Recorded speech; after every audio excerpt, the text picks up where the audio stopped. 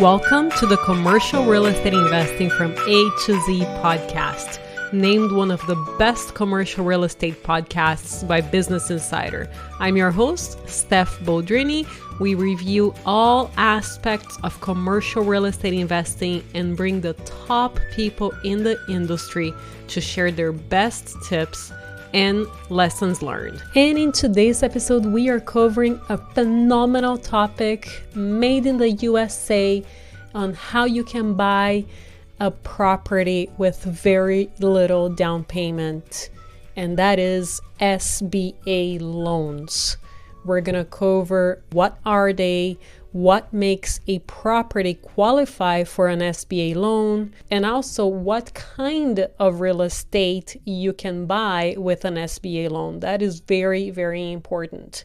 Is there a prepay penalty? Can the SBA loan be assumable? We are chatting with Mino, Senior Loan Officer at LiveOak Bank. She is a dear friend of mine, and she is extremely knowledgeable about SBA loans. We're going to break this down into 2 episodes because it's very, very important for you to digest everything that she's going to be talking about. Here we go. And thank you so much for joining us today. I'm so excited to finally have you here because, first of all, we have an SBA loan with you. And second of all, I adore you. You're so professional. You're so informative with your SBA lending information. And I'm very excited to share your contact info with all of our listeners. But first, why don't you tell us a little bit about you? Well, thank you so much for having me. This is a real honor and a privilege, and I love sharing my expertise. Teaching is my favorite part of my job, so I appreciate you giving me the opportunity.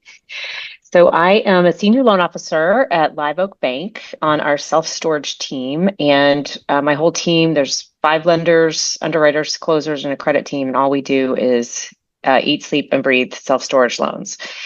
And I've been with the bank for about 12 years, so a nice long time. And I've been a lender on the self-storage team specifically for about 5 years. So I do consider myself an industry expert at this point and love educating people and trying to make access to capital easier and, debunk myths that are out there about financing being difficult to obtain. Sure. And SBA is such a great opportunity, especially for people getting started. Some people may not know that this is a huge opportunity. Tell us about SBA loans. What are they and why do they matter? Yeah. So the Small Business Administration, which is what SBA stands for, is a loan program that was established back in the early 1950s. And the entire purpose of it is to help entrepreneurs access capital financing that they may not otherwise be able to qualify for through traditional channels, so through conventional lending. And the primary benefits are lower down payments. So think 10% down payment instead of 30 to 40%, which you might see in a conventional loan. Longer repayment terms. So for anything that's got commercial real estate involved, it's automatically on a 25-year term. Competitive interest rates. And then it's easier to qualify. So you don't have to have experience in your subject field. In other words, in the self-storage world, if you don't own self-storage, that's perfectly okay. And that's the SBA enables us to do these loans to anybody that needs them. And we do have one, like I mentioned with you guys, I think it's a 10% down payment. It's a little more painful to get, but nothing compared to CMBS loans, which are, everybody absolutely hates them. But the numbers do have to work out, right? So the debt to service. Absolutely. Can you please elaborate on the debt to service and what the requirements are? Absolutely. Yeah. So these loans are considered, they're cash flow based loans. So in other words, we want to see that the cash flow of the business can support the debt. So for example, if you're just looking for a land loan and there was no business attached to it, that's not something that we could do under this loan program. But as long as there's a business attached to it, we're looking at the debt service coverage of that business to pay back the debt. So in an ideal world, for self-storage, we want to see that in year one, the business can reach 1.15 debt service coverage, which essentially means it's making its loan, the business is making its loan payment and then about a 15% profit. And then we want to see it steadily go up from there. And we're very lucky in the regard that we can use a borrower's projections that they've put together to tell us what they're going to do with that business. As you're aware, in self-storage, there are a lot of turnaround projects. So they may be facilities that are under occupied and maybe the owners haven't raised rates in a long time. I don't have to use their numbers necessarily to when I'm looking at debt service coverage. Of course, I do want to see what they're doing, but what I care more about is what the new owner is planning to do with that business. And I can base a loan on that increased occupancy, increased rental rates, and then, of course, lower expenses usually. Yes, and that is what was our situation. We had found a deal that the owner hadn't raised rents for a while, and you guys looked at the actual market rent rates, which was obviously incredibly helpful. And we also got ability to grab, a few $1,000s to improve on the property, which we didn't need at the time. But can you elaborate on that as well? Absolutely. So yeah, in general, when we're putting a loan together, we want it to include everything that the business needs. So your total project that your equity injection, potentially your 10% equity injection is going to be based on is going to be your purchase price plus your closing costs plus your SBA guarantee fee plus working capital. So we have the ability to lend up to an extra $300,000 if you need anything. So if you're going through and creating a new website, new signage, maybe you're paving, maybe you're painting doors, maybe there's new roofs that are needed. All of that can be funded inside of your loan as long as it meets the debt service coverage that I talked about just a minute ago. So that working capitals can be really critical to getting a business up and running and making all the changes that you want to implement. So I think it's a great aspect of this loan. Indeed. And ours, I believe it was 1 year interest only. So that gave us the chance of raising the rents. It gave us enough time to actually be able to afford the fully amortized loan, which was pretty cool. Yeah, that's a really good point. So the lender has the ability to bake in an interest-only period if it's seems appropriate, as well as give working capital. So I like to give my customers the capital up front and maybe do a less of an interest-only period simply because it's going to help you pay your debt off faster. But for properties that are a true turnaround where they're really under occupied, if you need that time, that's easy for a lender to make that decision. Mm-hmm. And I should add, it's really important when you are trying to obtain an SBA loan that you find a preferred lender under the SBA loan program. So that what a preferred lender means is that it's their capital and it's their credit decision. They don't have to go to the SBA, at least under the 7A program, and do what I call asking permission. It's going to be a faster loan process if you go with a preferred lender, and then you're going to get the expertise that you're expecting under that preferred lender. So basically, SBA has certain lenders out there that are the best at what they do, and give us the ability to make credit decisions and approve loans without having to get SBA permission. So they would go to the SBA website and search for preferred? Yes. You can go to the SBA website and look for preferred lenders. That's exactly right. Yep. LiveOak Bank, of course, will come up. That's who I work for. And there are other SBA lenders out there, but you really want to make sure your lender understands your industry as well.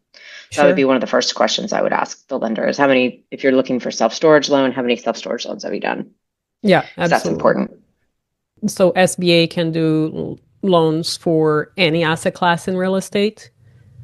Yes. Well, commercial is, yes, as long as it's a cash flowing business and they want it to be owner occupied. So not retail, office, unapplicable.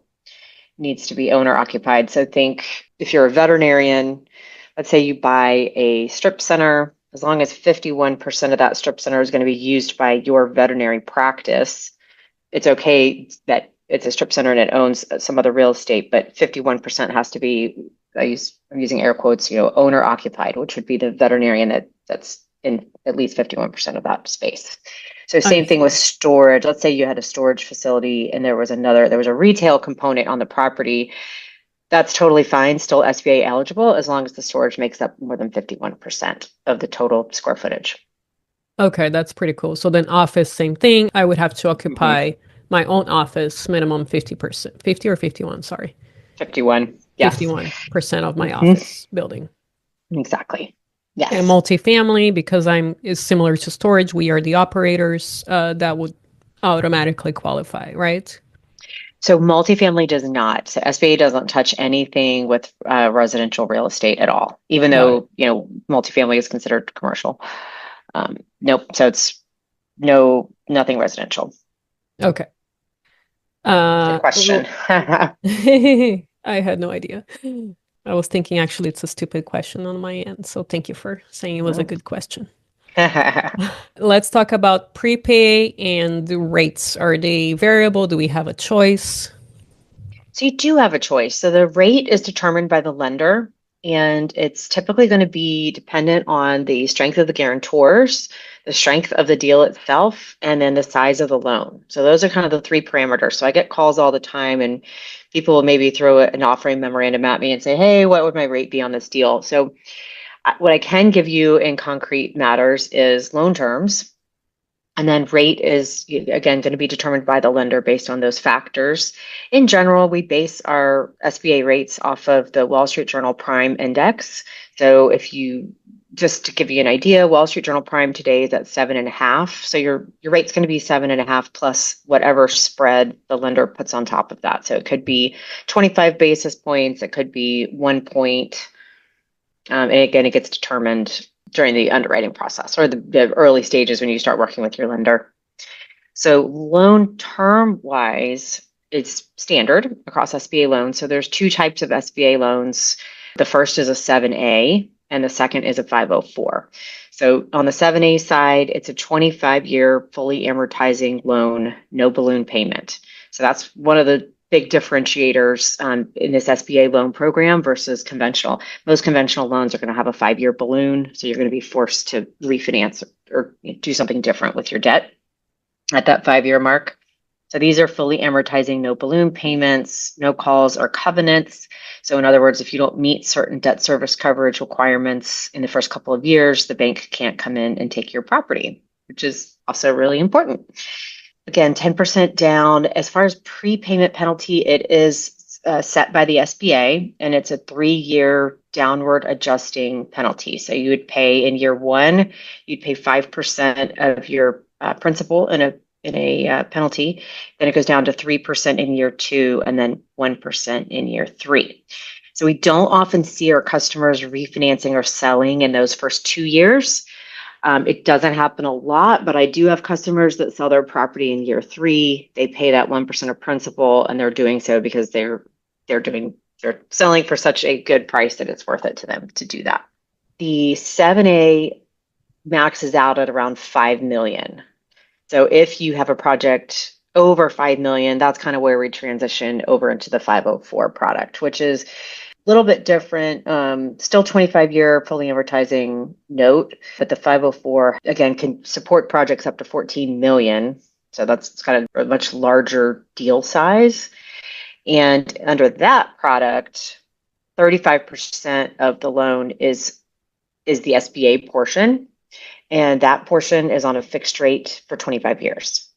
So that can be very attractive. The rate is historically lower than market rates. And today the rate is, gosh, I think it's 6.2, maybe 6.35. It does change, but it's historically, much lower than others. And again, it's fixed for 25 years. I will typically, if the acquisition's over 2 million, I'll present it both ways. I'll give out a 7A term sheet and then a 504 term sheet, and then we kind of look at them together and talk about pluses and minuses because there's advantages and disadvantages to the two programs. I'm sorry, you said 35% SBA?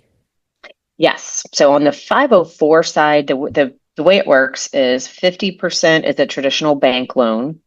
Your rate and term are going to look very similar to what I quoted you on the 7A side. So 25-year term, rates are going to be Wall Street Journal Prime plus a spread, 3-year prepayment penalty downward adjusting. 35% is that SBA portion that's a fixed rate for 25 years, no balloon payment. And then if you don't already own storage under the 504 program, the SBA asks for a 15% equity injection instead of 10. So that can be a disadvantage to the program and a reason why somebody may want to stick in the 7A world. But if you do own storage already, we can usually get away with a 10% equity injection on the 504.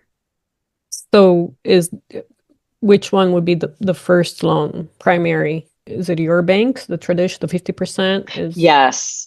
Mm-hmm. Yep. So let's say it's LiveOak Bank. So LiveOak Bank would be the 50% portion of the loan, and then the SBA 35% is behind us, and they are willing to subordinate. So in the future, let's say you're unhappy with your rate, you can refinance the property, and the SBA will subordinate to the new lender.